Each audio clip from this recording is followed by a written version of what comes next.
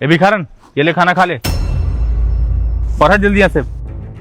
साहब जी, हम भिखारी नहीं हैं और हमें खाना नहीं चाहिए। खाना नहीं चाहिए तो क्या चाहिए?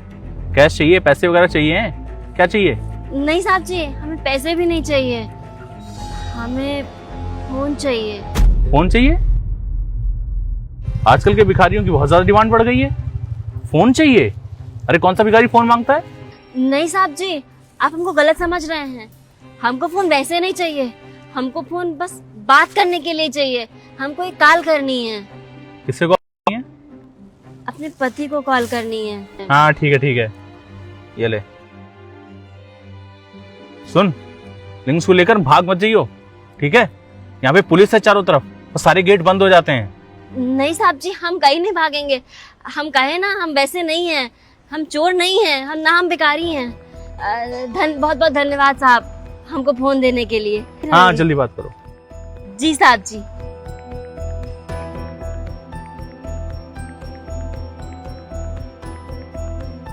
ए जी, हम बोल रहे हैं।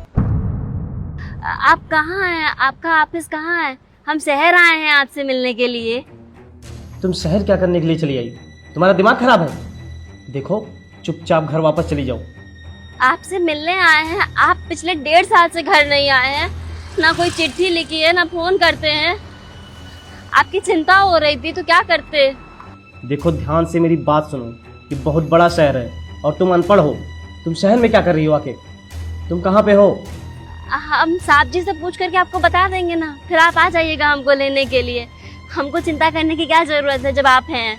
देखो, पता वता नहीं मिलेगा और मुझे तुमसे नहीं मिल रहा है। तुम 2 करोड़ की औरत हो, मुझे तुम्हारी कोई ज़रूरत नहीं है। चुपचाप घर वापस चली जाओ, मुझे तुम्हारी कोई ज़रूरत नहीं और मैं तुम्हारी फालतू बकवास नहीं सुन सकता। ये आप कैसी बातें कर रहे हैं? हम आपकी पत्नी हैं, आपको छोड़ करके ऐसे कैसे घर चले जाएं?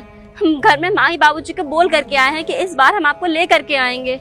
वो लोग भी आपका इंतजार कर रहे हैं, बूढ़े हो गए हैं और हम आए हैं आपके लिए, आपकी सेवा करने के लिए। हम आपको खाना बना करके खिलाएंगे, घर में काम काज जो भी होगा सब कर देंगे। वापस जब आप काम से थक के आएंगे तो आपके पैर दबा देंगे। आपकी सेवा ही तो करना है हमारा धर्म। बकवास बंद कर, मैंने काम वाली रख ली है। और देख, मेरे पास टाइम नहीं है बात करने का, तो तू चुपचाप घर निकल जा। आप ये कैसी बातें कर रहे हैं?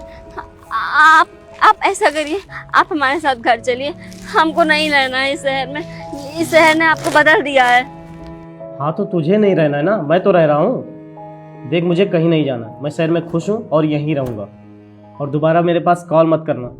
अरे सुनिए ना, ऐसे थोड़ी ना होता है। हमारी शादी हुई है, आप ऐसे कैसे?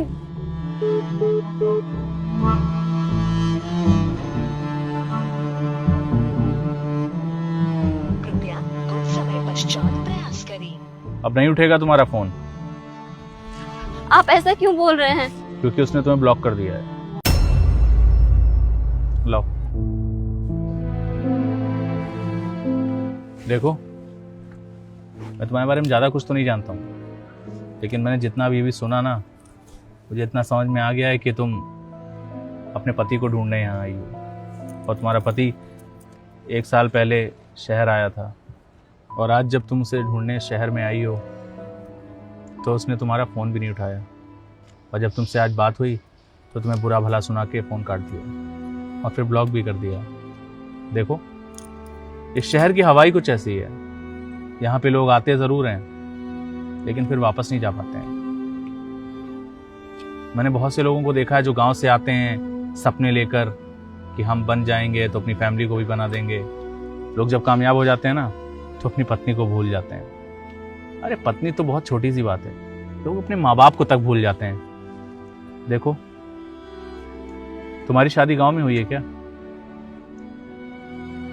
वहां गांव में 4 लोगों के सामने शादी हुई होगी। और जैसा कि मुझे तुम्हारी बातें सुन के लग रहा है ना कि तुम्हारे पति ने दूसरी शादी कर ली है यहाँ शहर में। आप जिसके बारे में जानते होंगे उसके बारे में कह रहे होंगे। आप हमारे पति को नहीं जानते हैं। हमारे पति ऐसे बिल्कुल भी नहीं है। हमारे पति एकदम देवता जैसे हैं। वो किसी का बुरा नहीं कर सकते, ना ही किसी से कोई दुश्मनी है उनकी, और वो कभी ऐसे बर्ताव नहीं कर सकते। हो सकता है उनको किसी ने कुछ सिखाया पढ़ाया हो। वो बहुत अच्छे हैं। मुझे लगता है ना तुम्हारे पति ने यहाँ पे दूसरी शादी कर ली है, और तुम्हारी शादी तो गांव में हुई थी 4 लोगों के सामने। कोई मायने नहीं होती उस शादी के, कोई बिलीव नहीं करेगा उस शादी का। और तुम्हारे पति ने अगर यहाँ पे कोर्ट में शादी की होगी ना, तो कोर्ट भी उसी शादी को जायज़ मानेगा और ये समाज भी। राम राम राम, ये क्या कह रहे हैं आप? बिल्कुल सही कह रहा हूँ मैं।